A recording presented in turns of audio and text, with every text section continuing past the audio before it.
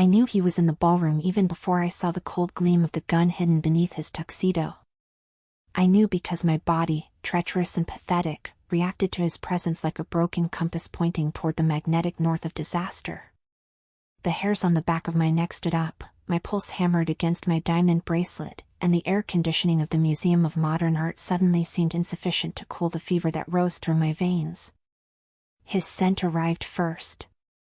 Not the metallic smell of blood I would expect from a man like him, but that devastating mix of sandalwood, expensive leather, and cold rain that had haunted my nightmares for 2 years. "Breathe, Elena," I whispered to myself, gripping the champagne flute until my knuckles turned white. "He is dead. You saw the Interpol report. He died in Florence. But ghosts don't wear bespoke black velvet tuxedos. Ghosts don't cross a room full of billionaires and corrupt politicians with the arrogance of a predator that knows it's at the top of the food chain." I was standing before the Empress's tear, the red diamond necklace that was the star of the auction that night, valued at $50 million. My responsibility. My career. My safe and boring life that I had built brick by brick to forget the man who was now walking toward me, wearing a silver Venetian mask that covered everything except that cruelly drawn mouth and the eyes. God, those eyes. Molten amber. The kind of color you see at the bottom of a whiskey glass before making the wrong decision that will ruin your life. The lights in the hall flickered. Once. Twice. The orchestra stopped abruptly in the middle of a Vivaldi piece. The murmur of elegant conversations died, replaced by that dense, electric silence that precedes panic. "Ladies and gentlemen," a distorted voice echoed over the loudspeakers, not that of the master of ceremonies. "Please remain calm. This is a robbery." Screams erupted. Masked men emerged from the service entrances, automatic weapons raised towards the hand-painted ceiling. The city elite threw themselves onto the floor in a wave of silk and jingling jewelry. I didn't move. My feet were nailed to the marble floor, but not out of fear of the armed men. My eyes were fixed on the single figure who hadn't drawn a weapon, the only one who continued walking calmly in my direction amidst the chaos, as if time had stopped just for the two of us. He stopped a foot away from me. Close enough for me to feel the heat radiating from his body. Close enough to bring back the memory of those hands on my skin, those whispered promises in an apartment in Paris, that betrayal that left me emotionally bleeding in an airport. He raised his gloved hand and, with a delicacy that contradicted the violence around us, touched my chin, tilting my face upward. "Hello, little bird," he whispered. His voice was deep, raspy, the sound of velvet being torn. The nickname, once an endearment, now sounded like a sentence. Nikolai, the name came off my lips like a curse. "You should be in hell." "I was," he replied, his eyes fixed on my mouth. "But the devil sent me back. Said I had unfinished business with a certain art curator." Before I could recoil, slap him, or scream, one of the armed robbers, a bulky man in a grotesque clown mask, noticed I was still standing. "Hey! You bitch over there!" On the ground, the man yelled, advancing and raising the rifle but to strike me. Nikolai's movement was a blur. 1 second he was caressing me, the next he was pure violence. He spun, intercepted the blow with his forearm, disarmed the man with a bone snap that made me shudder, and kicked the aggressor's knee with surgical precision. The man fell screaming. Nikolai didn't even breathe harder. He just adjusted his cufflinks, turned to me, and with a quick movement, pulled me by the waist, pressing my body against his. The contact was an electric shock, igniting every nerve ending I had tried to kill over the last 2 years. "What are you?" I started, but he cut me off. "The glass case behind you," he said calmly, while 3 more armed men noticed the commotion and pointed their guns at us. "Open it. Now." "What?" "No. I am the curator, I protect the art, I don't." "Elena," he growled my name, the silver mask shining under the red emergency lights that started rotating. They didn't come for the necklace. They came for you. And if you don't open that damn case and come with me in the next 10 seconds, we will both decorate this marble floor with our blood. I looked at the men running towards us. I looked at Nikolai, the man who broke my heart, lied about his identity, and faked his own death.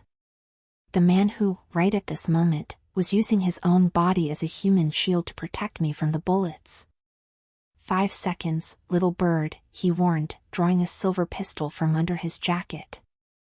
Choose. Your pride or your life. With trembling hands, I typed the security code onto the invisible panel. The armored glass slid open with a soft hiss. Nikolai didn't take the necklace. He grabbed my hand. Good girl, he said, and then fired at the crystal chandelier above the robbers, plunging the hall into a shower of glass and darkness. Now, run. As I ran hand in hand with the ghost of my past through the dark corridors of the museum, with the sound of gunshots crackling behind us, I realized with absolute terror that the robbery that night wouldn't be for diamonds. He was right. Someone had come for me. The only question was whether the man dragging me into the darkness was my savior or my executioner. Running in 4-inch heels over the waxed floor of a museum while bullets ricochet off priceless Picassos is not something art history college prepares you for. My breath burned in my throat, a coppery taste of fear and adrenaline. Nikolai's hand gripped mine with the strength of an iron shackle, pulling me through the Renaissance wing. He didn't run with the blind panic of a victim. He moved with the fluid efficiency of water flowing over stones, knowing every curve, every blind spot of the security cameras he had probably already hacked. Left, he hissed, throwing me into a narrow service corridor just before a burst of gunfire shattered the display case of Ming vases where we had been a second ago. The sound of millennia-old ceramics exploding was deafening, but Nikolai didn't even blink. He kicked open the maintenance door, shoved us into the darkness filled with the smell of cleaning products, and slammed the door, turning the deadbolt. The moment the latch clicked, the momentum of the escape threw us against the opposite wall. The impact knocked the air out of my lungs. I was trapped between the cold concrete and Nikolai's hard, warm body. The darkness was almost total, broken only by a sliver of light passing under the door. Let me go, I gasped, pushing against his chest. My hands met the soft fabric of the tuxedo and, beneath it, the solidity of muscles tensed like steel cables. What the hell is going on, Nikolai? Why didn't you take the necklace? Quiet, he ordered, his voice a harsh breath against my ear. He didn't move away. On the contrary, he pressed his body even harder against mine, immobilizing me. One of his hands went up to cover my mouth, the soft leather glove smelling of gunpowder. His other hand landed on my hip, possessive, familiar, burning through the thin silk of my dress. I could feel his heart beating against my chest. Fast, but controlled. The contrast with mine, which seemed like a crazed bird beating against my ribs, was irritating. Heavy footsteps echoed in the corridor outside. Muffled voices. Boots crushing ceramic shards. Check the emergency exits. The client wants her alive, but don't mind if the man bleeds. My blood ran cold. The client wants her alive. Nikolai hadn't lied. I was the target. We waited in agonizing silence. Every second stretched to the limit. I was painfully aware of every inch of contact between us. His thigh between mine, his breath stirring the loose strands of my hair. It was exquisite torture to be so close to the man I cried over for 2 years, the man I buried in an empty coffin in my mind. When the footsteps finally moved away, he removed his hand from my mouth but didn't pull away. You have 30 seconds to explain to me why I shouldn't scream right now, I whispered, anger replacing fear. You died, Nikolai. I got the call. I saw the photos of the burning car on the Ponte Vecchio. It was necessary, he said, and in the gloom, I saw the shine of those amber eyes analyzing me, looking for injuries. The Bratva put a price on my head, Elena. If I stayed alive, They would have come after you to get to me. So you destroyed me to save me? My voice broke, a weakness I hated. How altruistic of you. And now? Apparently, they came after me anyway. He let out a short, humorless laugh. These aren't Russians. The Bratva kills fast. These men. He hesitated, running his thumb over my lower lip, a gesture so automatic and intimate it almost made me close my eyes. These men are mercenaries of the order. They don't want money, little bird. They want what's in your head. What's in my head? I am a curator. I catalog paintings and organize cocktails for old rich people. You are the only person who had access to Baron von Helsing's private archives before he died last month, Nikolai countered. You cataloged his collection. You saw the map. The map. I frowned, trying to process. There were only Da Vinci sketches, ancient letters.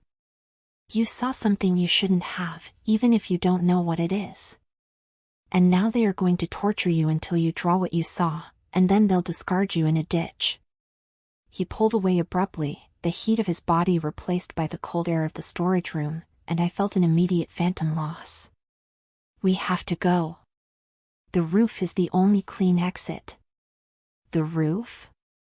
I adjusted my dress, trying to recover my dignity. We're underground, genius. Exactly. They expect us to exit through the garage or the service tunnels. No one goes up when the building is surrounded. That's why we're going up. He kicked a ventilation grate in the corner of the room.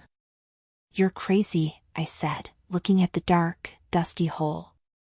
I came back from the dead for you, Elena, he said, extending his hand to me.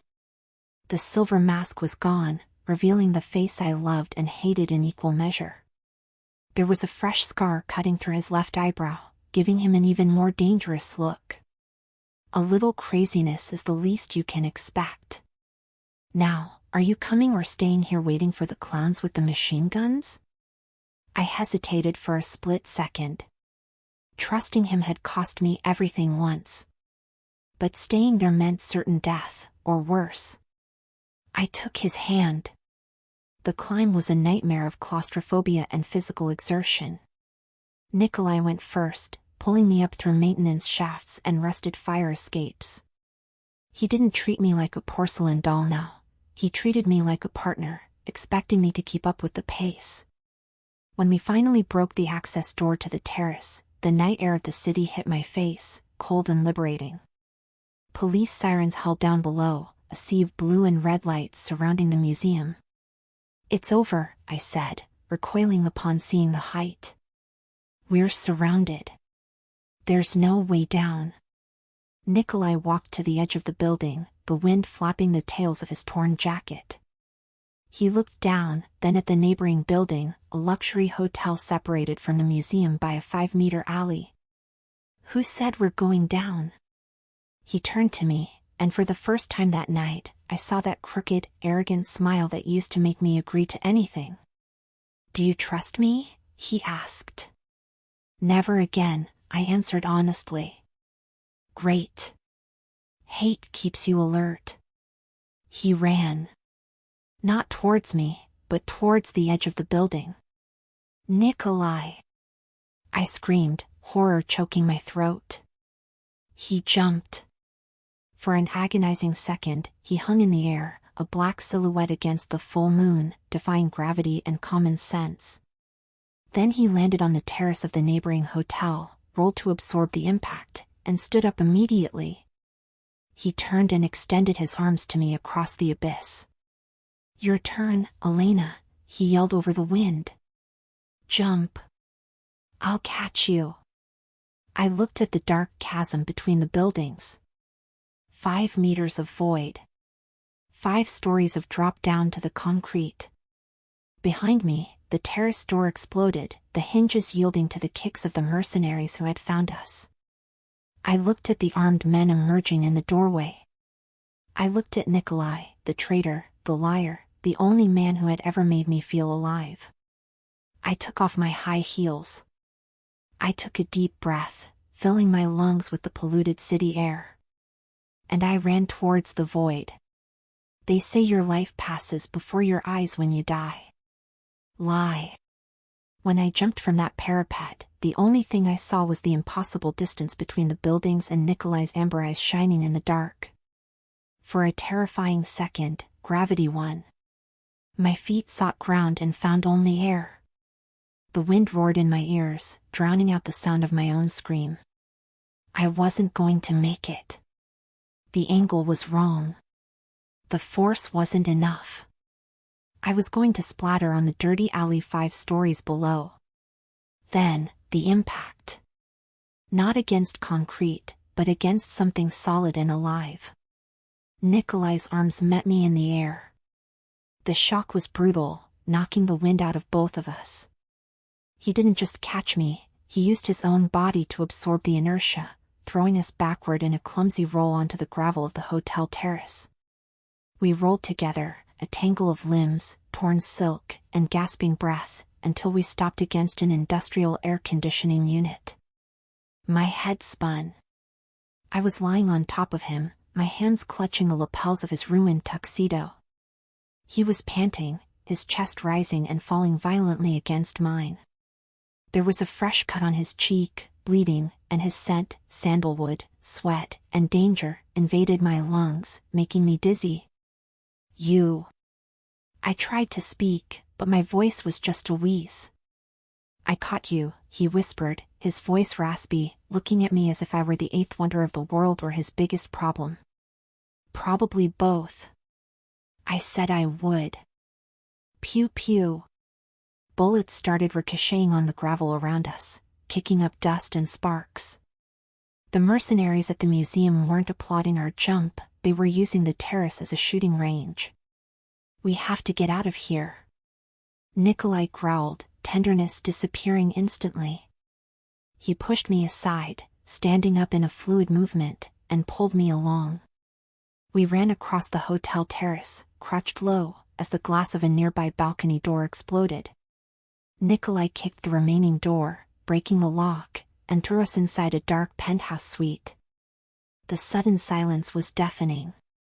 We were in a luxurious room, thick carpets muffling our footsteps. Nikolai didn't stop to admire the decor. He dragged me into the hallway, ignoring the "Do Not Disturb" sign on the door handle.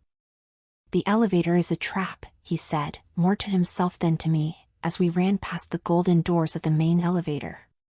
Service stairs. Let's go. We ran down 5 flights of stairs.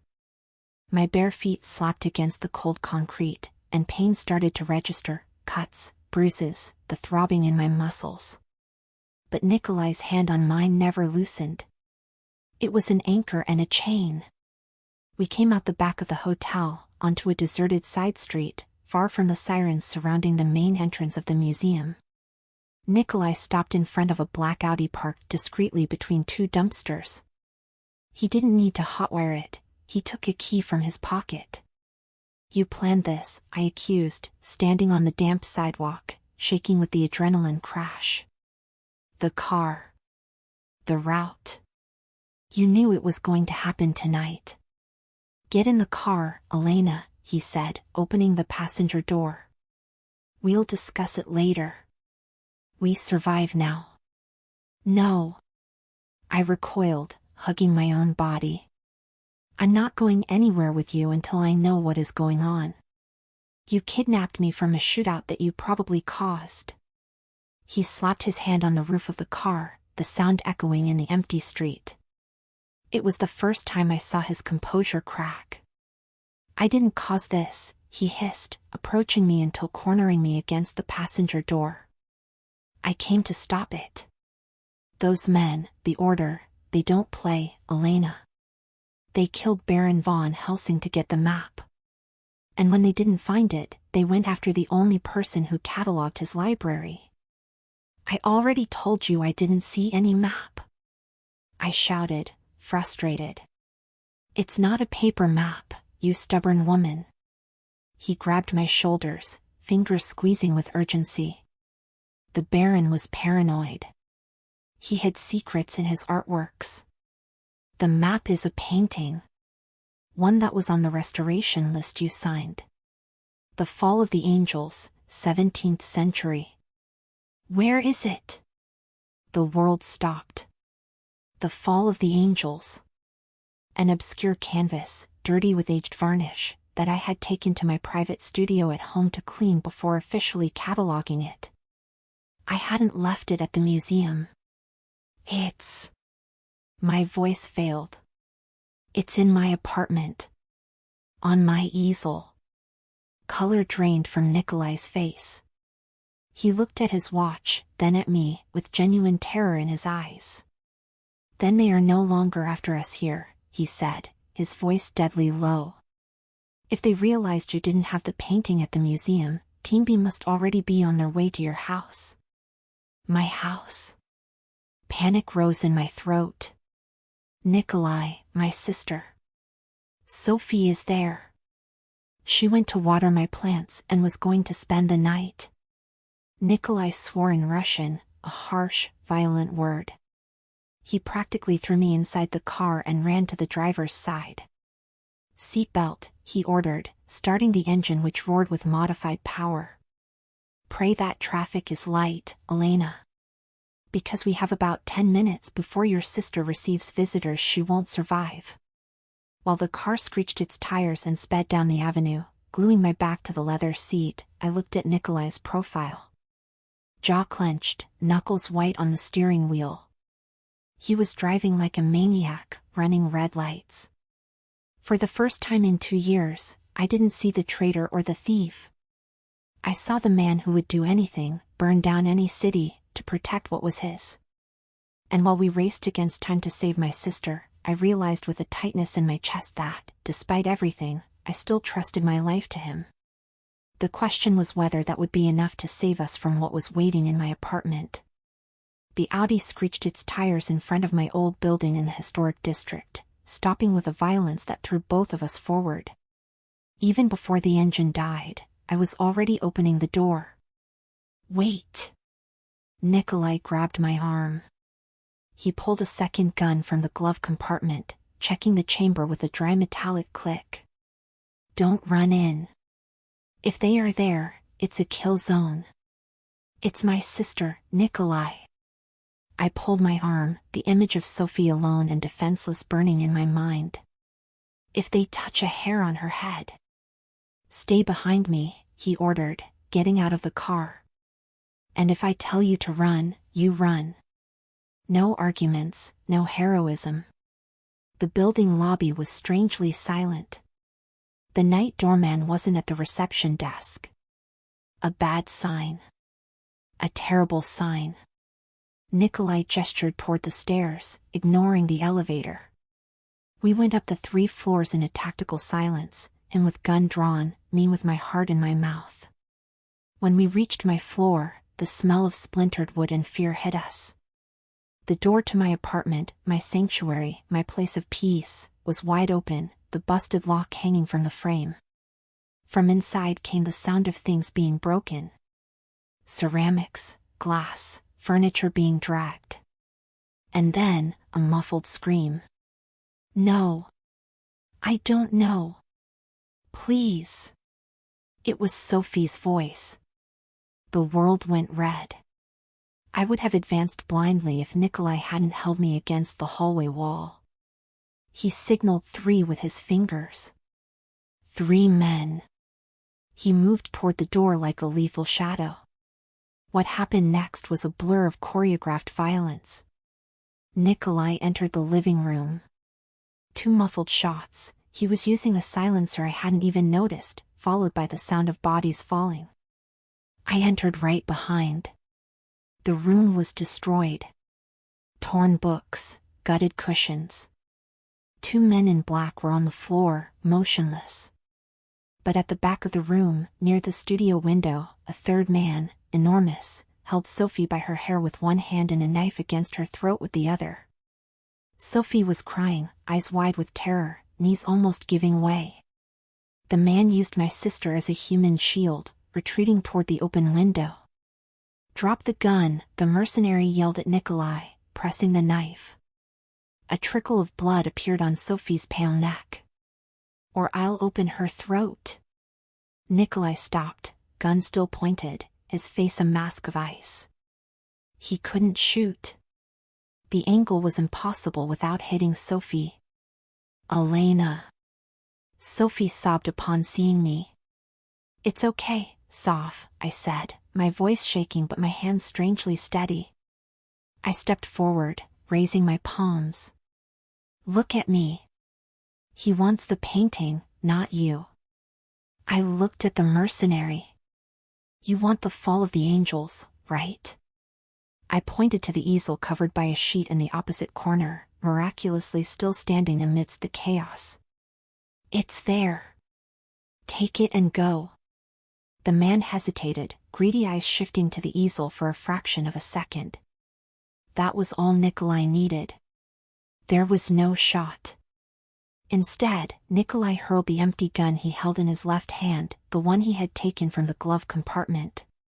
The heavy metal hit the mercenary's forehead with a sickening crack. The man staggered backward, the knife moving away from Sophie's neck by millimeters. "Run, Sophie!" I screamed. My sister threw herself onto the floor. Nikolai advanced, covering the distance in 2 long strides, and collided with the mercenary, shoving him against the balcony glass door. The glass yielded. The two struggled briefly on the edge, brutal punches being exchanged, until Nikolai landed a blow to the man's trachea and pushed him out. There was a short scream, followed by a dull thud 3 stories below. Silence. Only the irregular breathing of 3 live people in a room full of death. I ran to Sophie, who was curled up on the floor, trembling violently. I hugged her tightly, checking the cut on her neck. It was superficial, thank God. "Who are they?" she sobbed against my chest stained with soot and sweat. "Elena, what is happening?" "It's over, sophomore." "I'm so sorry." I looked over her head at Nikolai. He was standing near the broken window, wiping blood from his lip with the back of his hand. He didn't look like a hero. He looked like an avenging angel, destroyed and dangerous. "It's not over," he said, looking at the street below. "The giant had a radio. He called for backup before we entered. We have 2 minutes, maybe less." He walked to the easel and ripped off the sheet. There it was. The Fall of the Angels. A dark painting depicting angels being cast out of heaven, their wings burning in shades of ochre and red. It looked like just a minor Baroque work, dirtied by time. Nikolai drew a knife from his belt. "What are you going to do?" I asked, horrified, my curator's instinct screaming.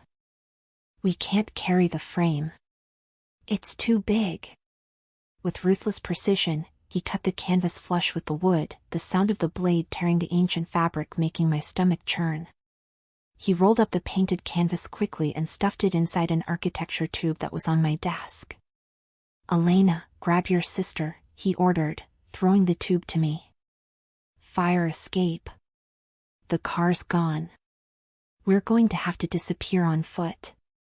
I pulled Sophie up, who looked at Nikolai with a mix of fear and fascination. "Who is he?" she whispered to me. I looked at the man who had just killed to save us, the man who was destroying my life and saving it at the same time. "He is the reason we are alive," I replied. "And the reason we are being hunted. Let's go." Nikolai yelled, kicking open the kitchen door that led to the external fire escape. We went out into the cold night, the sound of sirens getting louder by the second. As we went down the rusty metal stairs, I clutched the tube with the painting against my chest. I had lost my home, my security, and my career in a single night. All I had left was my sister, a stolen painting, and the most dangerous liar in Europe guiding the way. And the worst part? I had never felt so alive. We became shadows in the city I used to call home. The escape was a blur of damp alleys, barbed wire fences, and the metallic smell of abandoned subway tunnels that Nikolai seemed to know like the back of his hand. He guided us away from the sirens, away from the lights, dragging us into the concrete belly of the city where surveillance cameras couldn't reach. Sophie sobbed quietly, limping beside me. I held the tube with the painting as if it were a newborn, my bare feet bleeding, cut by asphalt and glass. "We're almost there," Nikolai said, stopping before a rusty iron gate in a deserted industrial area near the docks. He forced the padlock with a tool he took from his pocket and shoved us inside a dark warehouse. The smell of engine oil, sawdust, and old dust enveloped us. "What is this place?" Sophie whispered, voice trembling, hugging herself in the dark. "My plan B," replied Nikolai, turning on a tactical flashlight. The beam of light revealed a cavernous space full of antique furniture covered by sheets, wooden crates, and, in the center, a small elevated office with dirty glass windows. It looked like a restoration workshop forgotten by time. "Go up to the office," he ordered, locking the gate from the inside with a heavy chain. "There's a first aid kit in the cabinet and whiskey in the drawer. No one will look for us here. This building is condemned for demolition in city records." We went up the metal stairs. The office was small, containing only a worn leather sofa, a work desk, and a sink. Sophie collapsed onto the sofa, shaking with shock. "Elena." She looked at me, eyes red and accusatory. "Who is he?" "For real. Don't tell me he's a security guard or a cop, because I saw how he broke that man's neck." I took a deep breath, resting the tube of painting on the table. There was no more room for lies. "He is Nikolai Volkov," I replied, looking at the door where he would enter any moment. "He was my fiancé." "Your fiancé died in a car accident in Italy," Sophie retorted. "We went to the memorial. You cried for months." "He should have died," I said, bitterness coating my tongue. "But apparently, he's too stubborn even for hell to accept." Nikolai entered the office at that moment, bringing with him a bottle of water and clean towels. He had taken off his tuxedo jacket, and the white shirt was stained with blood, his and others. He heard the last part of the conversation. I knew he heard. But his face remained impenetrable. "Drink," he handed the water to Sophie, then knelt in front of her to examine the cut on her neck. His hands, previously lethal, were surprisingly gentle while cleaning the wound. "It's superficial. It will sting, but you'll live." Sophie recoiled but let him bandage it. She was too scared to argue. After tending to her, he turned to me. His eyes went down to my feet. "Sit on the table," he ordered. "I'm fine," I lied, although I was leaning on the edge not to fall. "Elena." "Sit." I obeyed, more out of exhaustion than obedience. He pulled up a chair and sat in front of me, taking my right foot. It was filthy, the sole cut and full of grit. Without saying a word, he began cleaning the dirt with a damp towel and alcohol. The stinging was sharp, but his touch was worse. It was familiar. It was the same touch that used to massage my feet after long walks in the Louvre. It was a physical reminder of everything I had lost. "Why didn't you tell me?" I asked, my voice low not to startle Sophie, who seemed to have fallen asleep from exhaustion on the sofa. 2 years, Nikolai. 2 years thinking I was the reason for your death. Thinking that if I hadn't delayed you that morning, you wouldn't have been on that bridge."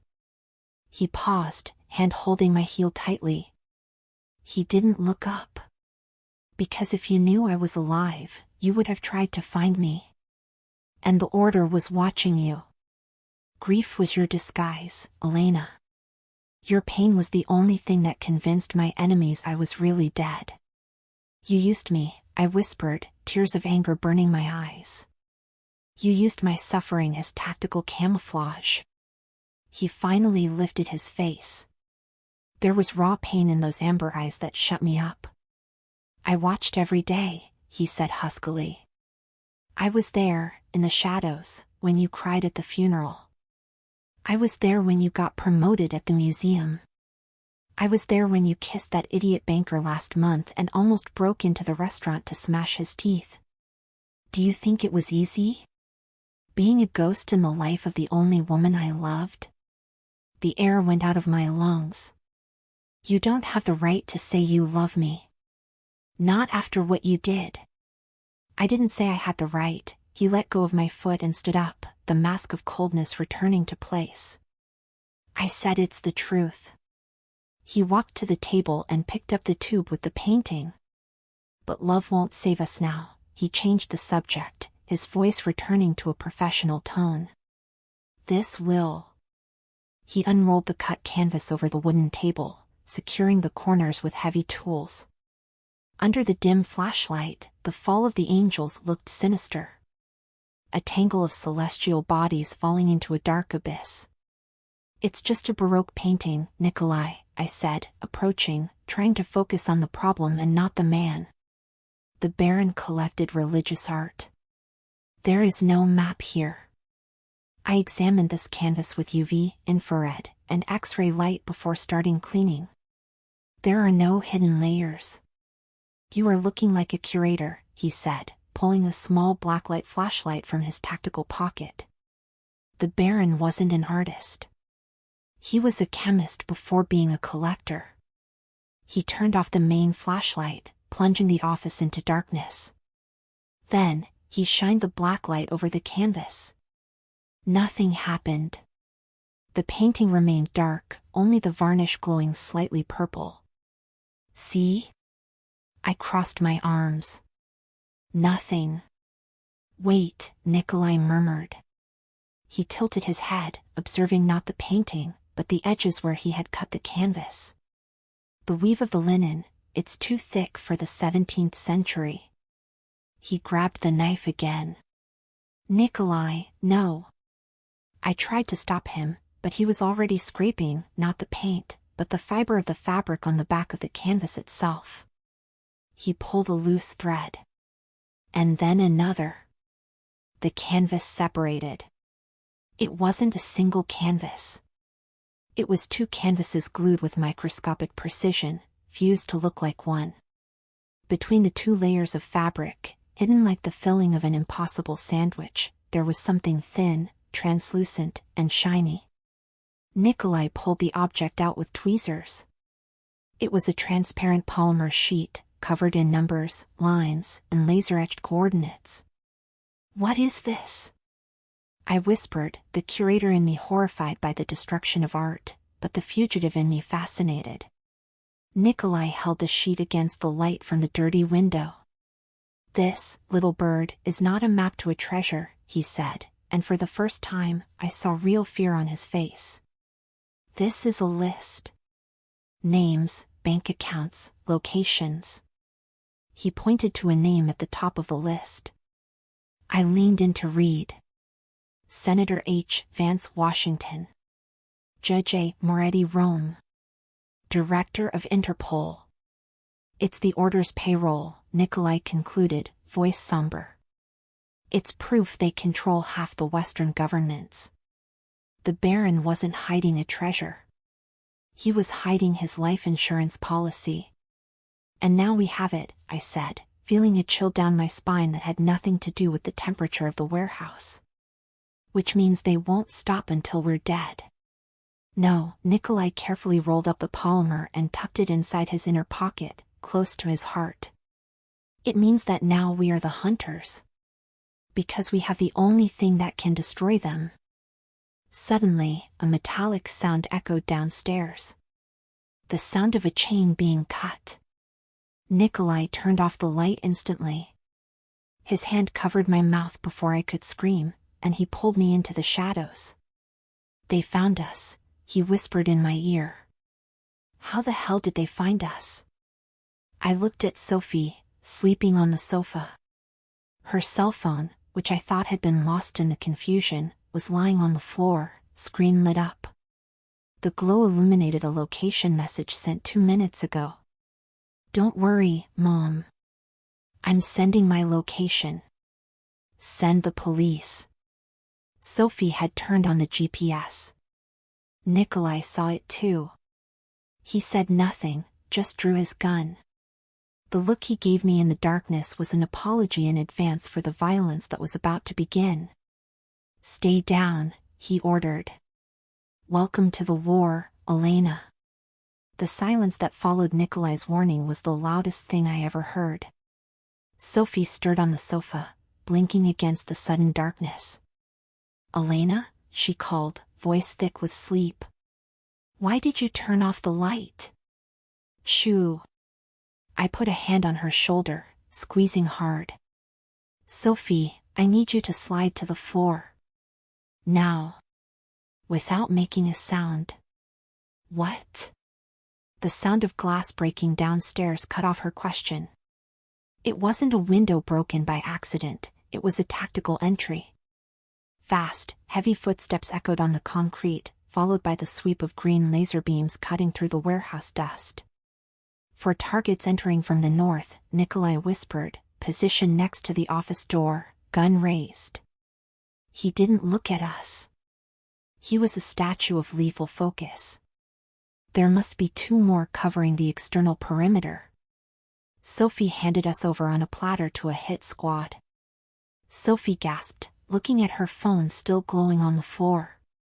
Horrified understanding flooded her face.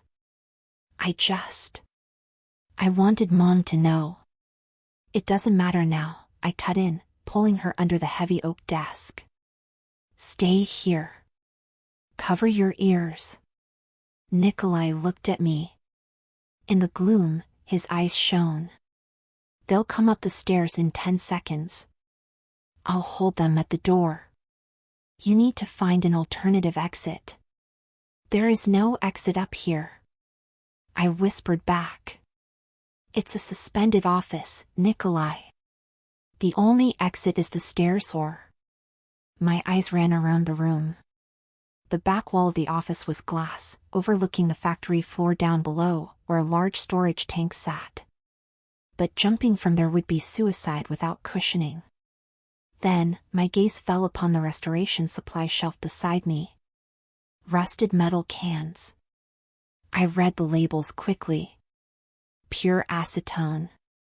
Turpentine. Isopropyl alcohol. The curator brain shut down.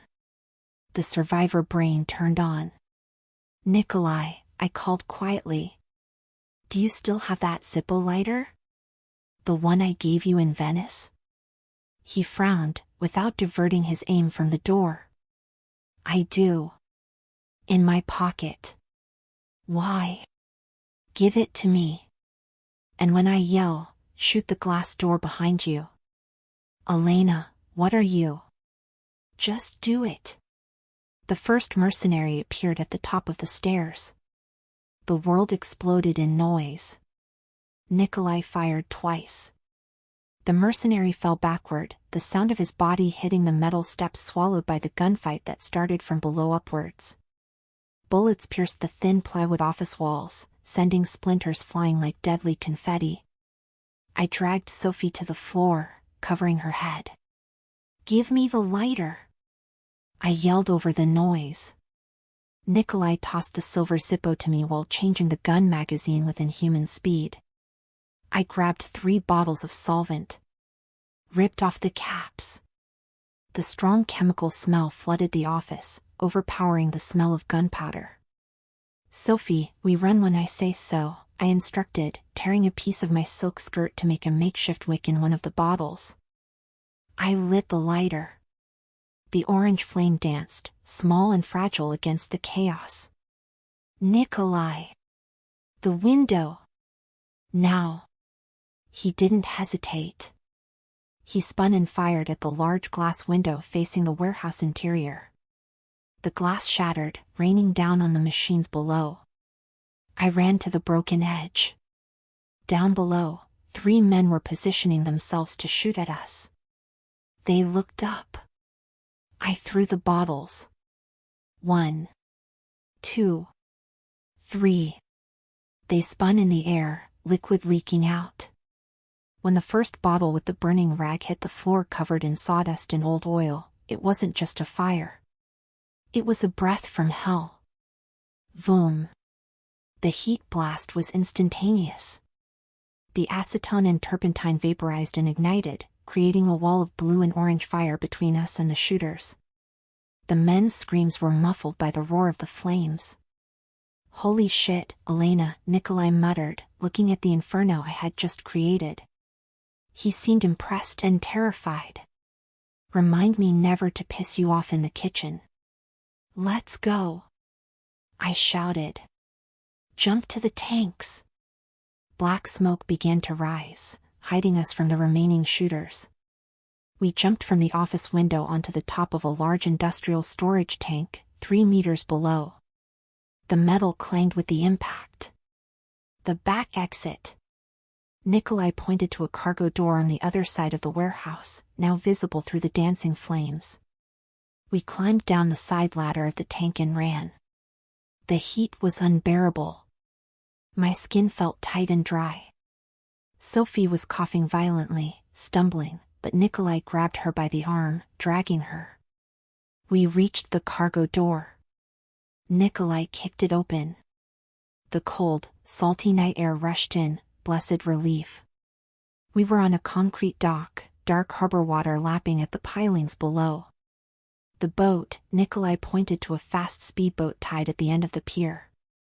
It was my original escape plan. We ran across the wet concrete. Victory seemed close.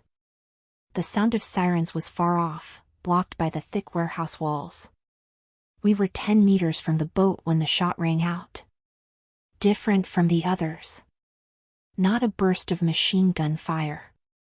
It was a single shot, dry and precise, coming from the roof of the neighboring warehouse. Nikolai, running ahead of us to untie the boat, stopped suddenly. His body arched forward. A spray of red stained the white shirt on his back. "Nikolai!" I screamed, horror paralyzing my legs. He fell to his knees, then collapsed face down on the concrete. "Sniper," he grunted, voice full of pain, trying to get up and failing. "Get down." I threw myself over Sophie behind a stack of empty fish crates. The second shot hit the concrete where my head had been a second before, sending stone chips into my face. I looked at Nikolai. He was 3 meters from us, exposed. Blood was spreading quickly beneath him, mixing with the rain that was beginning to fall. He was trying to crawl towards us, but his legs wouldn't obey. "Leave me," he coughed, blood staining his lips. "Take the boat, go." The shooter adjusted his aim. I saw the red laser dot dance on Nikolai's back. He was going to execute him. I had the tube with the painting. I had the list that could topple governments. I had my sister safe behind me. I could run to the boat and leave him. He had died once already to save me. Maybe it was his turn to die for real. I looked at his gun, lying on the ground halfway between us. I looked at the man who destroyed my heart and then returned from hell to piece it back together. "Sophie, count to 3 and run to the boat," I ordered, my voice cold, devoid of fear. Something inside me had broken or hardened. I was no longer the curator. I was the woman who had burned down a building. "Elena, no!" Sophie cried. I didn't wait for her to count. I left cover. I didn't run to the boat. I ran to Nikolai. I dove onto the wet ground, sliding to him, and grabbed his jacket collar. The red laser moved up to my chest. "Not today," I growled at the invisible shooter. I grabbed Nikolai's gun from the ground, rolled onto my back on the ground and, guided purely by the glint of the sniper's scope on the distant roof, pulled the trigger. Once, twice, 3 times. I don't know if I hit him. Probably not.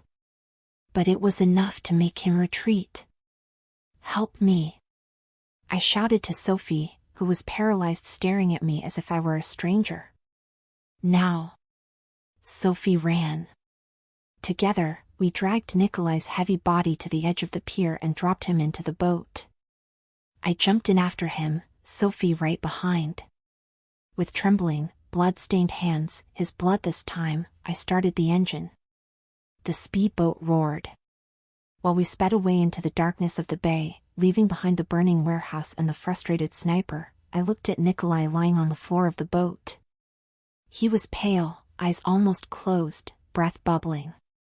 "You're crazy," he whispered, a weak, bloody smile on his lips. "Completely crazy." I pressed my hands over the hole in his shoulder, feeling vital warmth escaping. "Shut up, Nikolai," I sobbed, tears finally falling, mixing with the rain. "You don't die until I say you can die. Understood?" He didn't answer. His eyes closed, and his hand, trying to hold mine, fell limp on the deck. We are adrift. With a list everyone wants, a noisy engine, and a man dying at my feet. And the night was just beginning. The sea was inky black, and rain fell in freezing sheets that seemed determined to sink our small speedboat. I didn't know where I was steering. I just followed a blinking green dot on the boat's dashboard GPS, praying it was a refuge and not another trap. Behind me, Sophie pressed towels against Nikolai's back. The smell of copper, fresh blood, was so strong I could smell it even with salty wind whipping my face. "He's getting cold, Elena," Sophie shouted, voice bordering on hysteria. "His lips are blue. Keep pressing." I yelled back, accelerating the engine. The boat jumped violently over the waves, each impact sending a jolt of guilt down my spine. Every bump must have been agony for him. The point on the GPS indicated an isolated cove 3 kilometers north. An area of old boathouses and private docks the elite used to hide their extramarital affairs and undeclared cash. When the coast appeared through the fog, I saw a small wooden structure on stilts hidden between two rocky cliffs. There were no lights, but the dock gate opened automatically as the boat's transponder approached. We glided into the aquatic garage. The engine died, and the silence that followed was filled only by Nikolai's ragged breathing. "Tie up the boat," I ordered Sophie, jumping onto the wooden dock. Together, we had to drag him. Nikolai was pure dead weight, heavy and inert.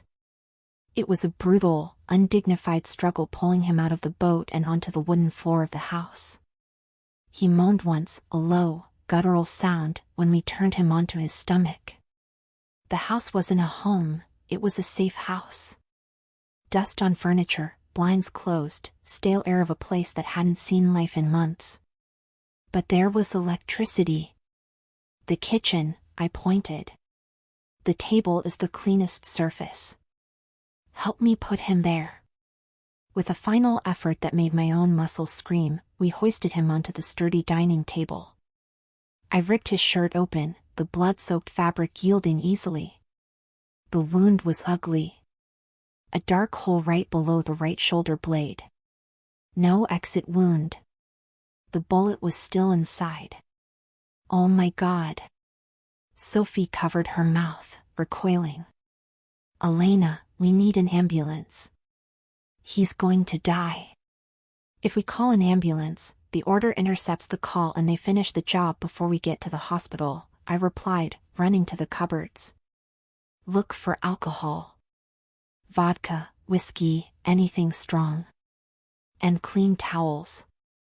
I found what I was looking for in a locked drawer in the pantry, which I broke open with a kitchen knife, a field surgical kit.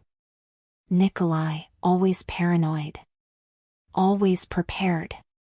Sophie returned with a bottle of beluga vodka and a pile of dishcloths. "Wash your hands," I ordered, opening the kit and pouring vodka over the scalpel and tweezers. "You're going to be my nurse." "I can't. I pass out at the sight of blood." "Sophie." I grabbed her face, leaving blood marks on her pale cheeks. "That man saved your life twice tonight. You owe him this. I owe him this. Now swallow your tears and hold the flashlight. She sobbed but nodded. The next hour was hell on earth. Without anesthesia, except for Nikolai's unconsciousness, I had to cut. My hands, which spent days handling delicate brushes and restoring centuries-old canvases, were now plunged into warm, living flesh. Hold steady, I murmured, sweat dripping down my forehead. The metal of the tweezers scraped bone. Nikolai arched his back, a strangled scream escaping through gritted teeth, even while unconscious. I'm sorry, I'm sorry.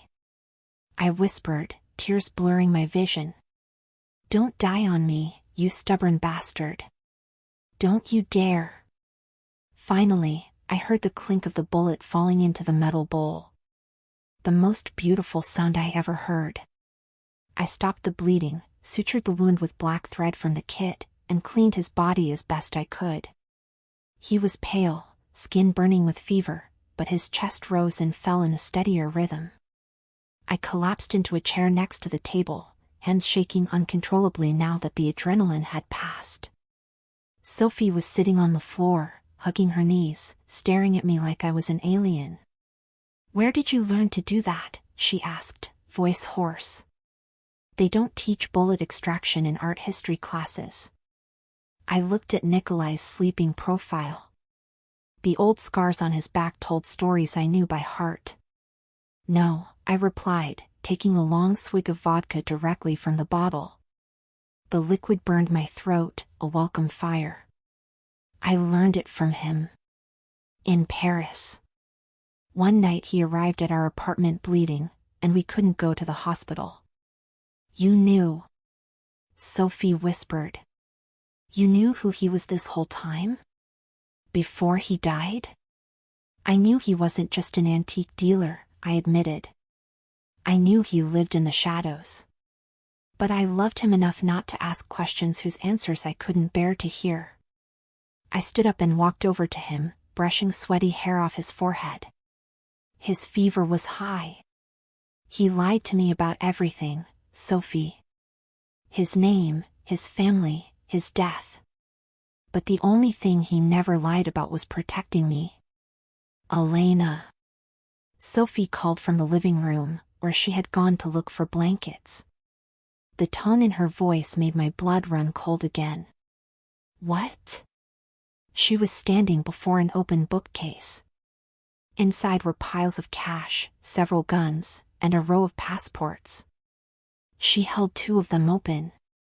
I walked over and looked. They were new passports. One with Nikolai's photo. And the other. The other had my photo. But not a recent one. It was a photo taken 3 days ago, through the window of my office at the museum. The name on the passport wasn't Elena. It was Natalia Volkov. He was planning this, Sophie said, eyes wide. He didn't come back just because of the robbery today. He was preparing to take you with him long before the mercenaries showed up. I took the passport. Issue date was last week. He was going to kidnap me, I whispered, a mixture of horror and a strange, twisted emotion in my chest. If the order hadn't attacked, he would have come for me anyway. A groan from the kitchen made us turn. Nikolai was trying to sit up on the table, face gray with pain, glazed eyes focused on me and the passport in my hand. Elena. He croaked. I walked toward him, passport clutched in my hand like a weapon. Lie down, I ordered. We have to. I said lie down. I pushed him gently by his good shoulder. He yielded, too weak to fight. I leaned over him, our faces inches apart. I could feel the heat of fever radiating off him. You saved my life and my sister's, I whispered. And I just saved yours. We're even. But don't think, not for a second, that this means I forgive you. He tried to smile, that crooked arrogant smile, but it came out as a grimace of pain. Hate is good, little bird, he whispered before his eyes closed again. Hate will keep you alive when love fails. I covered him with the blanket, turned off the main lights, and sat in the dark with his gun in my lap, watching the door. Outside, the storm worsened.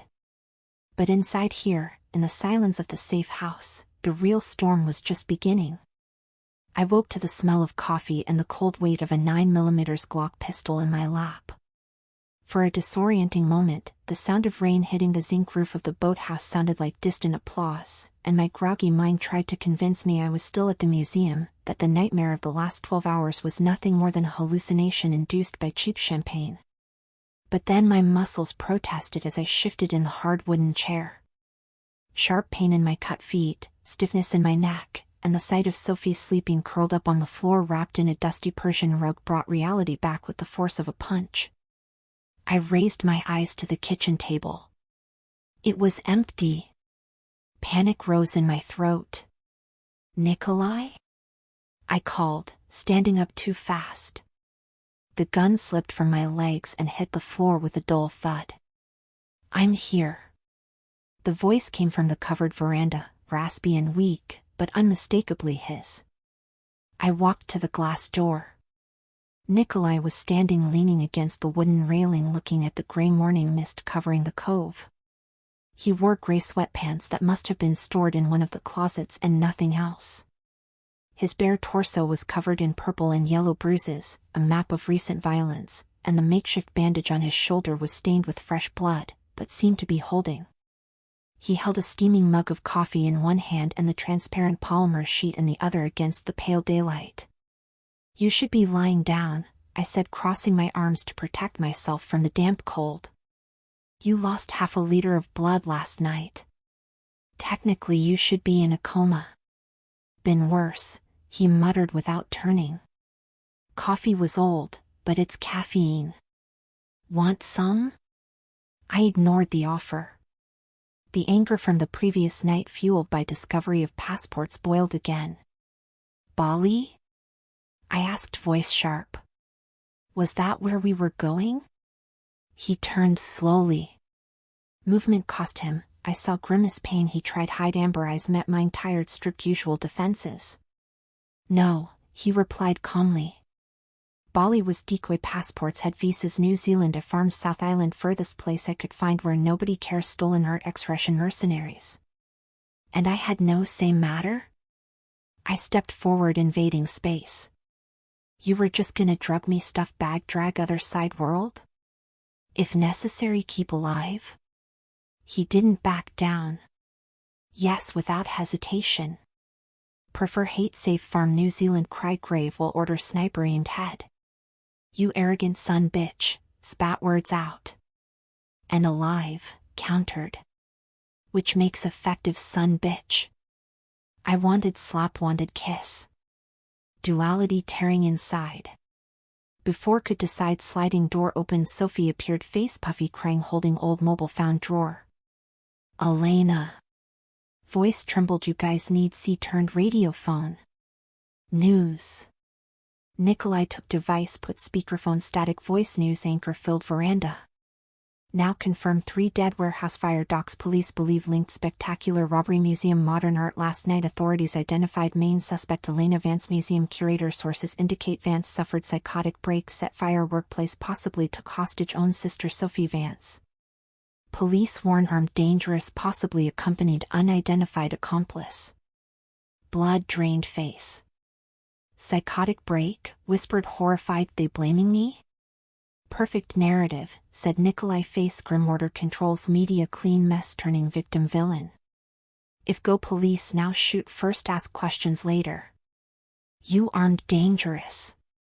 And Sophie? They said kidnapped her. Which means shows up dead, fault yours, completed. They just cut all exits. Elena can't home, can't go, police can't use credit cards, ghost now. Like me. Sophie started crying again, low desperate sound. What do we do? Asked, feeling weight, world shoulders. We have list, consent, press. FBI? Nikolai let out bitter laugh, held polymer sheet. Can't send anything, look. I approached. Daylight lines laser-etched looked absurd, not just names, accounts, alphanumeric sequences, mixed strange symbols. XJ99 alpha // Venus / 45.4408N. Encrypted, stated experience cataloging, recognizing patterns. Not simple list code without decryption key, useless digits if send press nobody understand and order no have come full force. Painting. Murmured mind working fast. The fall angels barren chemist said. What if key visual? Nikolai nodded impressed. Exactly, overlay polymer sheet needs placed over original painting, reveal true data lines, engraving align canvas, brushstrokes form letters. Silence fell as stone. Nikolai said slowly, you cut canvas. We have canvas rolled tube. Yes, agreed, running hand, tired face. But problem to read code, need full spectrum light, high resolution scanner, overlay layers digitally or stretch canvas perfectly again. Can't do here, damp cabin, sewing kit, vodka. Then need laboratory, said Sophie, wiping tears, trying practical. Not just any lab, corrected Nikolai, need someone, equipment knows handle, stolen art, Cold War codes won't sell, order 5 cents. He looked me, I knew look he had planned, terrible plan. I know man, said. The watchmaker. Operates armored basement, Barrow Alto. Owes life. The watchmaker? Asked skeptical, sounds comic book villain. Worse, Nikolai put, torn bloody shirt, wincing movement. Best forger Europe hates, almost much you. Why? Asked Sophie. Because stole wife and dog. Nikolai checked gun ammo, but only chance decipher list before order find us. Tossed keys, car must been garage next speedboat. Get ready little bird, we leave hideout if gonna villain story, 8 o'clock news might well dress part. Walking car leaving behind fragile safety boathouse, looked polymer sheet, Nikolai's hand, not just list someone's death sentence remains, see there's ours. The watchmaker didn't live in dark basement, imagined lived surrounded, sound time passing. Shop, Barrow Alto, narrow facade squeezed between bakery, smell pasties, Donata closed, Fathu bar window full, cuckoo clocks, pocket watches, bronze pendulums stopped different times. Sophie parked stolen car, back street driving because Nikolai couldn't lift, right arm needed ready, shoot, someone approached. He'll shoot soon, enter, warned Nikolai, skin wax tone, sweat shining forehead despite cold, checked pistol, slow painful movements, Elena enter first. Doesn't shoot pretty women, only weakness besides Irish whiskey, poker. Great plan, muttered, hiding own gun, Glock, Nikolai given back, waistband, use human shield, very chivalrous. Strategic, corrected, weak smile, let's go. Doorbell rang, entered interior shop, claustrophobic maze, shelves full, ticking mechanisms, sound overwhelming, thousands unsynchronized ticks, talks created, maddening white noise, wall. Closed, hoarse voice yelled back, can't read sign? Can read encrypted Cold War codes, Bastion, replied Nikolai, leaning heavily, glass counter does count? Abrupt silence back, then sound shotgun cocking. Short stout man, disheveled white hair, watchmaker glasses, magnifying lenses, forehead emerged behind velvet curtain, pointed sawed-off shotgun directly Nikolai's chest. At feet, fat grumpy French bulldog started barking, moving. Nikolai Volkov, Spatman, Bastion, got fucking nerve showing here, should blow brains, cell organs, pay me. And miss opportunity, see brought? Nikolai didn't move, although saw hand trembling slightly, side body besides Claudia left wasn't kidnapped, and dog. Looked bulldog, dog clearly came back, you. Napoleon came back, fed cheap kibble, yelled Bastion, gun barrel lower, give reason, paint wall, Russian blood. Stepped forward, placing between shotgun, Nikolai. Because have order list, said voice firm, lifting painting tube and need full spectrum scanner. Bastion looked, eyes narrowed, thick glasses lowered, gun slightly, curiosity winning hate. You curator, said recognizing arsonist news, Elena Vance. And forger, replied Nikolai, said Bast. Bastion snorted, uncocked shotgun, dog. Best expensive locked door, if Napoleon like shoot anyway. Guided back shop, pushed massive grandfather clock aside, revealing steel door, biometric scanner.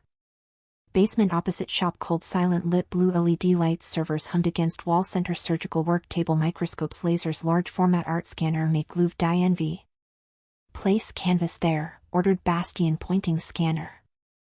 Unrolled cut canvas. The fall angels carefully. Bastien adjusted lights. Nikolai leaned against counter, breath becoming shallower. Sophie stood beside, looking monitors. Fascination. Polymer? Asked Bastien. Nikolai handed transparent sheet. Process quick. Hypnotic. Bastien scanned painting high resolution, then scanned polymer sheet. Giant screen wall overlaid 2 images. Adjusting parallax, compensating canvas distortion. Bastien muttered, fingers flying. Keyboard bearing. Genius. Rest piece used analog steganography technique. Lines polymer sheet. Letters vectors.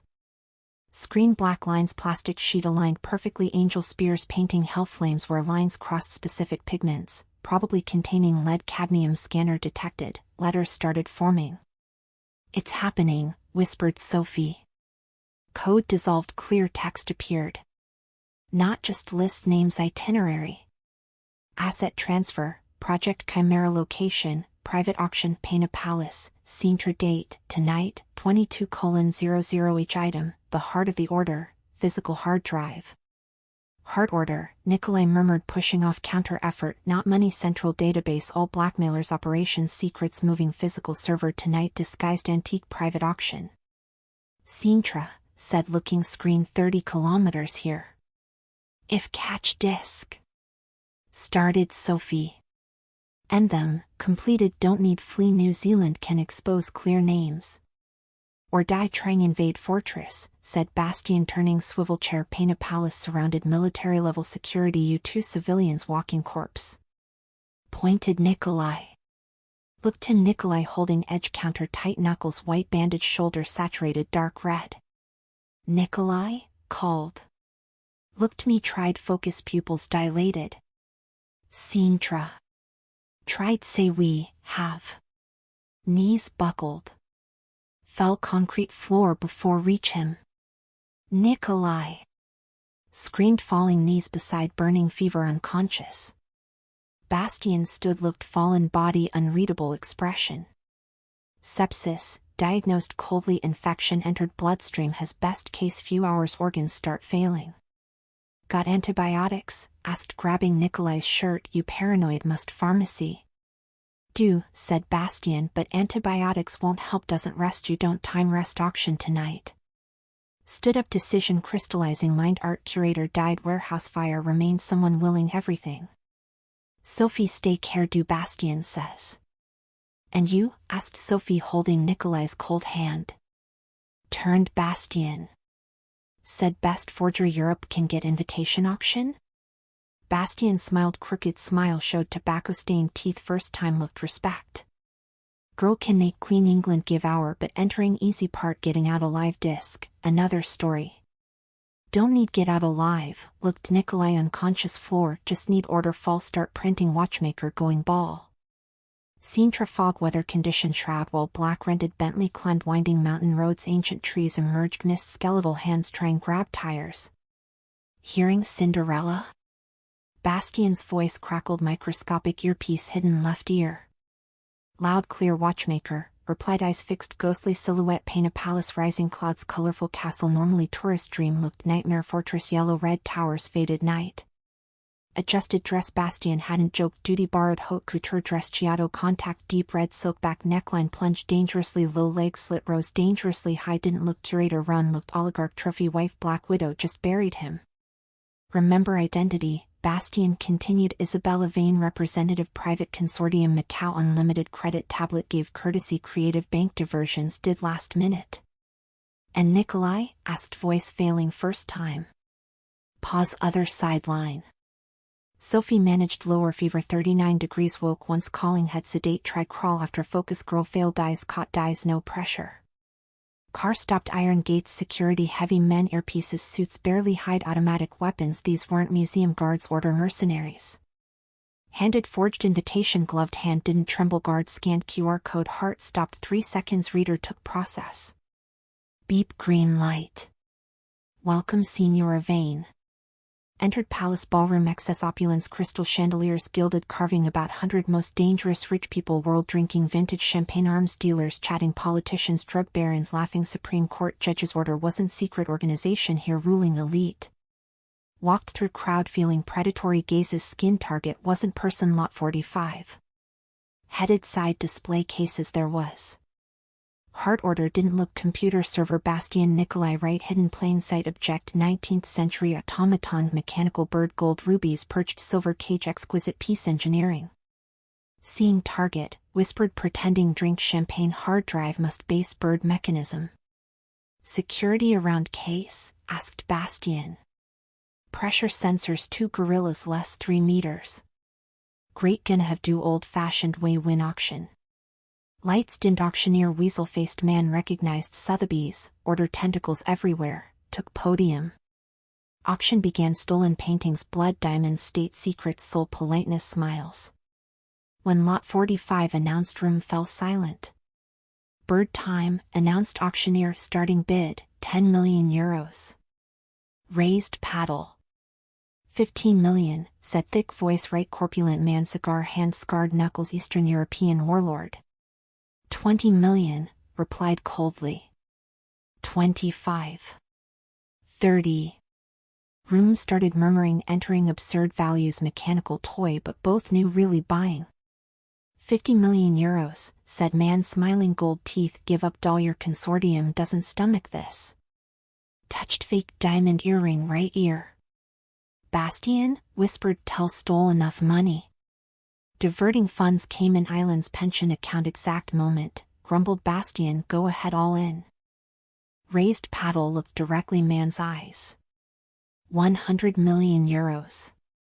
Collective gasp room auctioneer almost dropped hammer warlord turned purple lowered paddle. Sold lady read 100 million. Polite applause but didn't relax winning easy part hard part taking item leaving without being executed backstage. Lady accompany process payment collect item, said head security appearing side head empty look professional killer. Followed out ballroom cold stone corridors private room looked administrative office automaton already mahogany table. But man sitting behind table was an administrative employee. Middle-aged man elegant silver hair impeccable suit peeling apple very sharp pocket knife.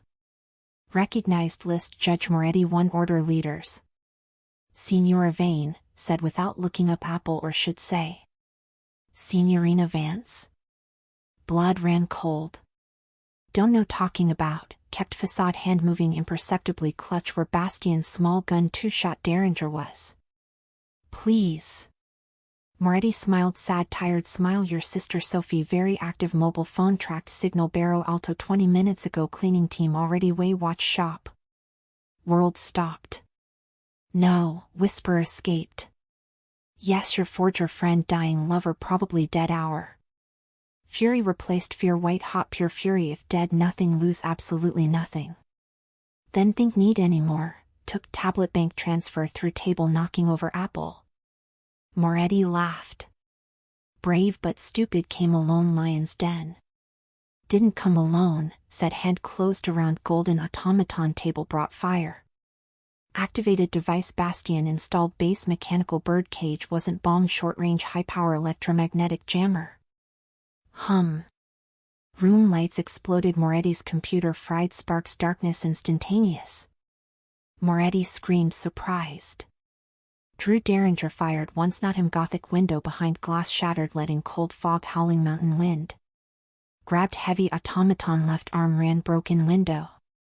Stop her, yelled Moretti darkness. Security burst through door. Didn't look back climbed stone sill second floor narrow ledge circled palace seeing tourists use take photos day. Jumped ledge wind almost threw down Sintra rocks rain lashed face ruining makeup soaking red silk. Bastian. Sophie, yelled earpiece running slippery ledge bullets started chipstone around to answer.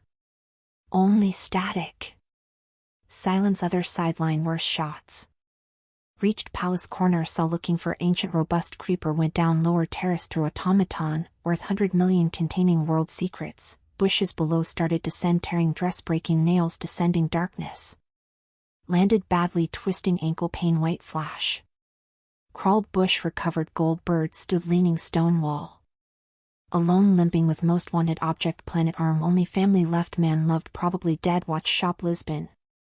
Okay Elena, whispered Fog, feeling tears mix rain. If dead going burn entire world, nothing left ashes.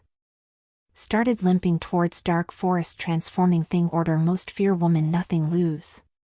Sintra forest maze shadows, terrifying sounds, every branch snapped, barefoot swollen foot sounded, shot rain turned earth mud, dirtying €100 million red dress covering second icy skin. Didn't stop, golden bird wait, arm anchor, prefer die, exhaustion drop. Headlights cut, fog ahead coming, main road froze behind ancient oak, small derringer, only one bullet left, clutch trembling hand. Car stopped 20 meters, not order, black SUV, old dented delivery van, Lisbon bakery logo side. Driver door opened. Elena. Get in, fuck. Voice made knees buckle, not mercenary, Sophie. Came out, shadows limping, almost falling, side van door slid, strong hands pulled inside before steady. Fell metal floor, van gasping, smell old bread, mixed smell, gunpowder, antiseptic. Alive. Whispered looking Sophie, driver seat cut, forehead, hands steering wheel shaking, drove fierce determination, tearing vehicle, winding road. Ran over man, Elena, said voice hysterical, strangely proud, one guerrillas tried enter shop, pinned wall, Bastian's car. And activated security measures shop, said Bastian, sitting floor, van beside holding laptop, looked singed, white hair standing end, soot face, let's say tries enter watch shop, now find high voltage, surprise sleeping gas, Judge Moretti underestimated paranoia. Looked back, van Nikolai there lying, makeshift mattress, pale ghost, sweat soaking shirt, amber eyes open, fixed me. Crawled him, ignoring pain, ankle. Said weren't going die, accused, tears mixing, rain face. Lifted left arm, effort, touched mud streaked cheek. And this sight, dressed like that, voice slurred, whisper never. Did it, lifted golden automaton, heart order. Nikolai smiled, genuine smile, pride. Good job little bird, now give watchmaker before pass out again. Bastian took mechanical bird, didn't treat artwork, screwdriver forced base, silver cage, metal creaked, yielded, revealing not gears, solid block, military grade, flash memory, embedded base. Here is, murmured Bastian, connecting block, laptop, Pandora's box. Fingers flew, keyboard. Encryption, brutal key extracted, polymer painting should serve backdoor. Laptop screen filled, green code lines, then folders, thousands folders. Operation Blackbriar. Bribery G7. Human trafficking, Eastern route. My God. Whispered Sophie, looking rearview mirror, everything, it's all there. Have names, bank accounts, blackmail, video recordings, said Bastian, laughing nervously, enough bring down half governments, Europe send other half life prison. What do? Asked. Send police, order intercepts, send press, kill journalists. Nikolai coughed, wet worrying sound. Send nobody, said voice weak, do public dump, direct upload, cloud mirrored servers, China, Russia, South America simultaneously, once internet, nobody delete. Upload take time, warned Bastian, looking progress bar, file terabytes, need strong stable connection, signal, mountain trash. Cabo de Roca, said suddenly, westernmost point, Europe, lighthouse, old radio station, their signal clean, direct satellite. Dead end, argued Sophie, Cliff, Elena, go there, nowhere, run. Not running anymore, looked Nikolai, sister, ends tonight, either exposed, truth, world protects, die, Cliff, truth dies us. Sophie looked mirror, saw fear, I saw acceptance, nodded, spun wheel, changing direction, coast. Drive, Cabo de Roca, tense silence, rain stopped, wind increased, whipping van. Arrived, lighthouse place deserted, only light beam cutting Atlantic darkness, parked edge, cliff, signal strongest. Bastian placed laptop, van hood, better satellite reception. Starting upload, announced 10%. 15%. Take about 10 minutes. 10 minutes, eternity. Helped Nikolai out, van needed air, sat rocky ground, leaning tire, sea roaring 100 meters below. Sorry, said head hanging shoulder, dragging this ruining perfect life. Life wasn't perfect, replied holding hand, safe, boring, lonely. Turned head, look, life fading, eyes, sepsis, winning battle. Love, Elena, always did, even dead. Don't dare say goodbye, Volkov, squeezed hand tight, oh honeymoon, New Zealand. 45%. Yelled Bastian. Suddenly horizon lit, not sun, headlights. Many headlights. Column black SUVs blocked only road lighthouse and coming sky unmistakable sound helicopter blades. Found us, yelled Sophie drawing gun Bastien given. Protect computer, yelled standing grabbing Nikolai's Glock upload must finish.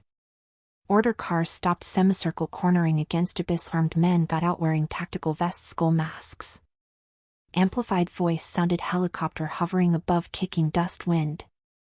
Surrender. Hand over disc guarantee quick death. Looked Bastien.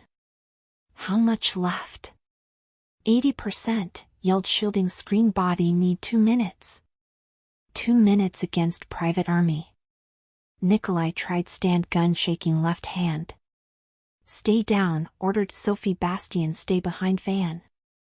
Walked forward alone wind flapping torn red dress war flag raised gun pointing men helicopter. Madness suicide. But Elena Vance robbed secure museum world burned warehouse invaded palace not going Chinese. Come get, yelled storm lights wind. First shot rang out. Sound bullets hitting metal never forget ugly final sound hammer hitting coffin. Order bullets ripped van body sending shower sparks over Bastien huddled laptop mother child Sophie firing gun blindly hood screaming terror rage. Stood exposed firing shadows advancing hand hurt Glock recoil man fell another stumbled too many advanced black tide methodical inevitable. 95%, bellowed Bastien voice failing 10 seconds. Bullet hit ground inches barefoot throwing rocks legs helicopter dipped nose spotlight blinding saw side machine gun spinning preparing turn mincemeat. And knew no surviving that. Elena get down. Scream didn't come Sophie Bastien came ground behind. Nikolai. Dragged self out will protection these face paper white shirt soaked fresh blood stitches burst holding pistol must picked floor. No, yelled trying run him. Didn't looked fuel tank order SUV got too close confident victory. Nikolai raised trembling arm breathed once fired. Bullet pierced tank nothing happened second then spark another stray shot lit gasoline vapor. Boom. Explosion orange fireball lit entire cliff SUV thrown air flipping over mercenaries protecting behind shockwave knocked down throwing against rocks helicopter veered violently avoid flaming debris aborting attack. 100%. Bastien's voice cut ringing ears upload complete. Network. Moment shooting continued then something surreal happened. Mercenaries' mobile phones started ringing not one many notifications alerts emergency calls contractors. Tactical team chief giant man preparing advance stop touched earpiece listening something made visibly pale. Abort, yelled voice full panic package compromised order exposed accounts frozen on own. Mercenaries didn't fight ideology fought money just disappeared replaced international arrest warrants issued exact second worldwide. Rats fleeing sinking ship ran remaining cars helicopter spun disappeared night leaving behind. Silence returned Cabo de Roca broken only crackle destroyed car flames distant growing sound Portuguese police sirens climbing mountain. Dropped gun legs gave way. Nikolai. Crawled him lying back looking stars starting appear smoke clouds chest barely moved. We did, whispered trickle blood running corner mouth. Did, sobbed pressing hands chest trying keep life inside you exploded car impressive. Tried laugh came out painful choke. Told, protect, little bird. Don't talk help coming here sirens? Eyes started losing focus amber color dulling. Elena. Hand sought mine fingers cold weak New Zealand promise even if not, promise. No, squeezed hand tight you going me not dying now Nikolai Volkov not after all don't dare leave alone sister clock forger. Smiled crooked smile loved eyes closed hand went limp mine. Nikolai. Nikolai. Blue police ambulance lights flooded plateau blinding didn't let go hands screamed doctor's voice failed felt hands pulling away world dissolved lights noise darkness. 6 months later. Light South Island New Zealand different anywhere else world clear sharp unforgiving perfect painting. Adjusted easel wooden porch mixing ochre cobalt blue palette in front snow-capped mountains rose majestic green valley vineyards. No sirens here no mercenaries only sound distant sheep wind passing tall grass. Mobile vibrated table next message encrypted Sophie. Moretti trial starts today. Bastian testifying protected witness. Exchange total immunity course. Press calling Velvet Avenger paintings selling fortunes. Paris, Mississippi S. Smiled turned off screen. Old life seemed movies saw long time. Elena Vance curator died. Night scene. Elena Volkov artist just beginning. Heard familiar sound. Pickup climbing gravel path. Heart gave little jump. Never disappeared. Even months. Peace. Old pickup stopped. Nikolai got out. Limped slightly. Right leg never fully recovered. Nerve damage. Sepsis trauma. Used simple wooden cane. Carved himself. Hair longer. Beard stubble. Skin tan. Southern hemisphere sun. Didn't look. Ghost killer man. Walked porch bringing basket. Garden vegetables. Stopped behind observing painting. Missing little red there. Commented pointing sunset canvas. Art critic now? Teased wiping hands. Paint stained cloth. Just interested observer. Dropped cane past arms around waist burying face. Neck smell gunpowder. Blood disappeared long ago. Replaced smell earth pine soap. Turned arms. Kissed slow lazy kiss. No danger urgency. Promised time. How feel? Asked running hand. Irregular scar. Shoulder visible. Open linen shirt.